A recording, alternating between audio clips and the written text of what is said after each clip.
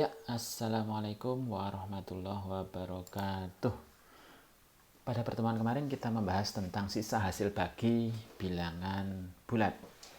Nah, bilangan bulat itu sebenarnya ada beberapa tipe data, tetapi itu nanti akan kita bahas di pertemuan yang lain. Kali ini saya akan membahas tentang bilangan real. Jadi selain bilangan bulat, di dalam Kotlin pemrograman ada bilangan real, sering disebut sebagai floating point. Nah, bagaimana mendeklarasikan bilangan real di dalam Kotlin?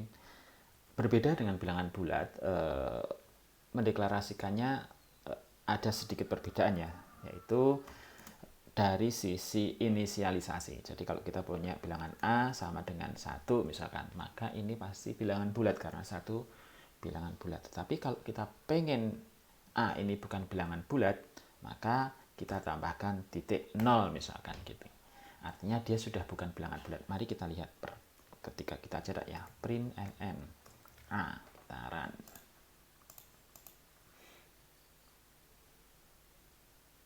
Nah, dia akan muncul seperti ini. Nah, kalau kita kasih 0,0 banyak, bagaimana ya? Taran ya, biar tahu. Nah, sama ya. Jadi intinya ketika kita menambahkan titik 0 atau titik sekian, itu artinya dia bukan bilangan bulat lagi.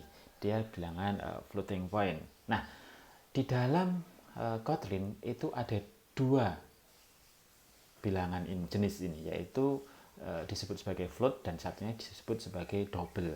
Nah, yang versi ini yang saya tulis ini adalah yang double ya. Jadi ketika kita tipe data double, maka penulisannya seperti ini. Nah, ketika kita pengen mendeklarasikan float, maka caranya berbeda ya. Misalkan nih saya kasih B.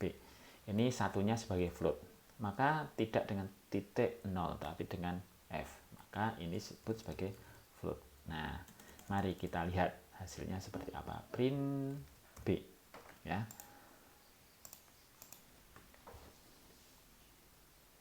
Nah, sama hasilnya. Jadi A dan B ketika dicetak, maka nilainya dengan deklarasi seperti ini sama.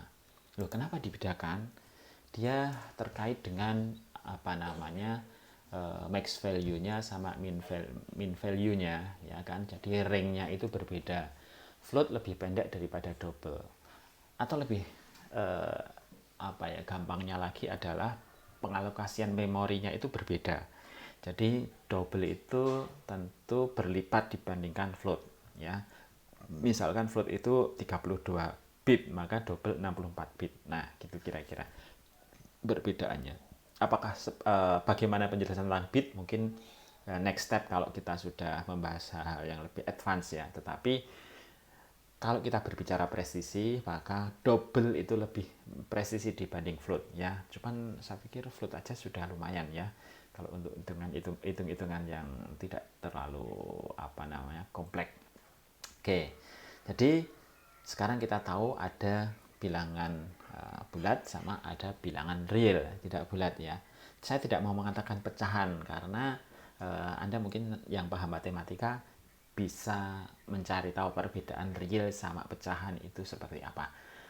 Oke, nah otomatis proses yang dilakukan terhadap bilangan real tentu sedikit berbeda ya kan. Kalau misalkan kita berbicara akar kuadrat, akar pangkat 3, akar pangkat sekian, maka bilangan bulat tidak akan ketemu ya kan. Tetapi kalau sudah bilangan real diketemukan gitu kan. Kalau kita memproses bilangan bulat tidak bisa untuk mencari akar gitu. Meskipun mungkin 4 di akar 2 bisa ya, tetapi bagaimana dengan 5, bagaimana dengan 7, tentu harus masuk ke dalam bilangan real. Oke, mungkin perkenalan terhadap bilangan tidak bulat, bilangan real atau disebut sebagai floating point ini sampai di sini. Jika ada pertanyaan silahkan tulis di bawah ya. Terima kasih. Assalamualaikum warahmatullahi wabarakatuh.